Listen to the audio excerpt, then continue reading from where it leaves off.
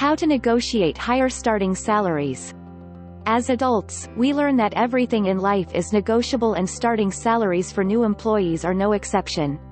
You are a knowledgeable professional with valuable skills and experience that employers should pay a premium to utilize. Therefore, you should negotiate a starting salary that gives you a sense of your worth as a contributor to your new company. This puts you in a better financial position and communicates the impression that you're an ambitious businessperson with a bright future. Follow these tips to successfully negotiate a higher starting salary with confidence. 1. Keep a low profile. Don't be too forthcoming about your salary requirements, that way you don't come off as desperate for the job. Desperation turns an employer off quickly and consistently every time. You may unwittingly lock yourself into a lower starting salary simply by providing too much information about your requirements before an employer even has a chance to assess your value to the company. If your interview is really impressive, your potential employer may offer you the highest salary possible right away to entice you to take the position. 2. Not about you. It's not a question of what the company has to offer you, it's what you, as a candidate, have to offer the company.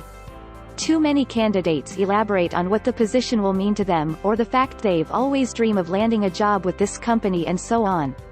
It's okay to be excited about a job, but acting too exuberant might make the interviewer feel you're too immature for the position. Emphasize your proven track record for increasing profits, improving employee performance, saving money, or some other benefit for the company. This makes a much better impression than focusing on what a life-changing experience this will be for you. If the interviewer sees you as an equal, rather than a giddy newbie, the discussion of salary requirements will be more lucrative and more pertinent to your experience.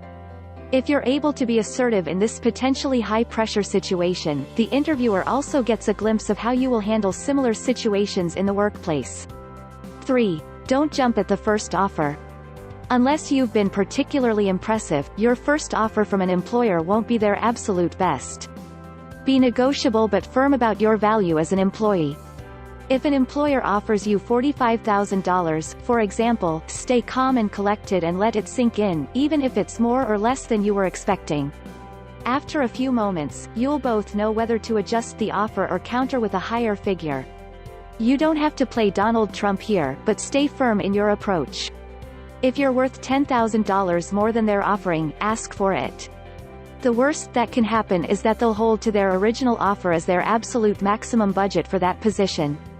This leaves room to accept an offer that's still on the table. 4. Take the offer. If the job is a priority for your immediate financial need and you've negotiated as much as possible without success, take the offer. You can still ask the employer to review your performance within 6 months for a possible raise then. Employers have nothing to lose in this situation. If you perform as well as you say you can, you'll decrease costs, increase sales, or improve staff productivity substantially, and the company will be better able to afford a raise that meets your level of performance. Keep in mind that negotiation is also about being prepared. Do some basic research on the company you're interested in, what they're currently paying employees, and average salaries in that area, in general. If you've never negotiated a salary before, the process can be daunting. Even so, you really have nothing to lose. If the job is going to be offered anyway, you should at least try to make it as profitable as possible for you and your family. If you want to learn more, visit financetips.ca.